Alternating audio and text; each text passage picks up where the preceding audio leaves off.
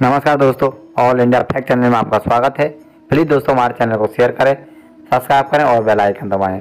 दोस्तों हम आपको बताएंगे आदिवासी मानव कैसे थे और क्या है। तो चलिए दोस्तों, इस धरती का सबसे बुद्धिमान जीव मनुष्य आज अपनी उत्पत्ति को लेकर उलझा हुआ है।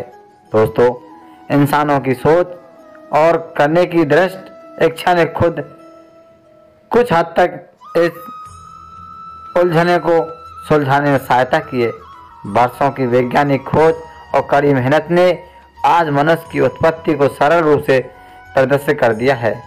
दोस्तों, पृथ्वी पर मनुष्य की उत्पत्ति कैसे हुई, दुनिया के अनसुले रहस्य मनुष्य की उत्पत्ति कैसे हुई।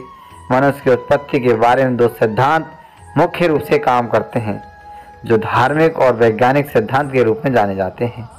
दोस्तों, ये दोनों ही सिद्धांत कहीं न कहीं हमारे अनेक सवालों के जवाब देते हैं। आज का आधुनिक युग वैज्ञानिक युग को होने के कारण ज़्यादातर लोग वैज्ञानिक सिद्धांत को महत्व देते हैं।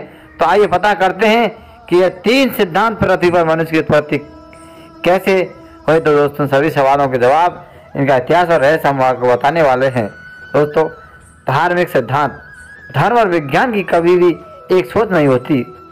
दुनिया में जितने लोग विज्ञान को मानते हैं उतने ही धर्म को, इसलिए पृथ्वी पर मनुष्य की उत्पत्ति के बारे में धार्मिक महत्व भी अपना एक स्थान रखता है। अलग अलग धर्मों में इसको लेकर अलग अलग मान्यता है, जिन्होंने हम ध्यान से समझाने की कोशिश की है। दोस्तों, हिंदू धर्म में मनुष्य को ब्रह्मा की संतान बताया गया है। पौराणिक ग्रंथों में कहा गया है कि ब्रह्मा जी ने इस संसार में मनुष्य की उत्पत्ति की है। हम सभी ब्रह्मा जी की संतान हैं।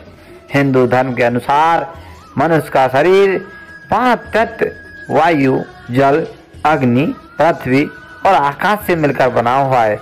हालांकि आज के वैज्ञानिक भी इस बात को मानते हैं कि मनुष्य का शरीर इन 5 तत्वों से मिलकर ही बना है। डायनासोर का जन्म कैसे हुआ, एक पौराणिक किताब दिव्य जीव मानव की उत्पत्ति के बारे में विस्तार से बताएंगे। इसके अनुसार सर्वप्रथम ब्रह्मा जी से आत्मा और आत्मा से संसार की उत्पत्ति हुई थी। धरती के शुरुआत काल में चारों ओर पानी ही पानी था। यह जल आत्मा की एक स्वरूप और इसी जल में जीवन की उत्पत्ति हो जाती है। इसके अलावा ब्रह्मा जी से आत्मा के अलावा ब्रह्मा जी की उत्पत्ति हुई। फिर ब्रह्मा जी ने अपने आप को 2 भागों में विभाजित कर दिया, जिसमें एक भाग पुरुष और दूसरा भाग स्त्री बना दिया गया था। पुरुष का नाम सोम हुआ मनु और स्त्री का नाम शतरूपा कहते हैं। मनु से ही मानव शब्द की उत्पत्ति हुई। हम सभी मनु और शतरूपा की संतान हैं। तो इसी भी दोस्तों, ईसाई धर्म क्या कहता है। ईसाई धर्म ग्रंथ बाइबल में पृथ्वी पर मनुष्य की उत्पत्ति को विस्तार से समझाया गया है। बाइबल के प्रथम ग्रंथ का नाम ही उत्पत्ति रखा गया है, ताकि इसमें मनुष्य के जन्म के बारे में अच्छे से समझा जा पाए। बाइबल के अनुसार इस संसार में सिर्फ एक ईश्वर है जिसने इस दृष्टि को बनाया है। उसने ही हम इंसानों को जन्म दिया है और हमारे वजूद को आगे बढ़ाया है। अंतरिक्ष में घूमता विशाल काया दानव। बाइबल के अनुसार सर्वप्रथम ईश्वर ने धरती पर सुंदर सुंदर बगीचे, पेड़ पौधे, जानवर आदि की रचना की।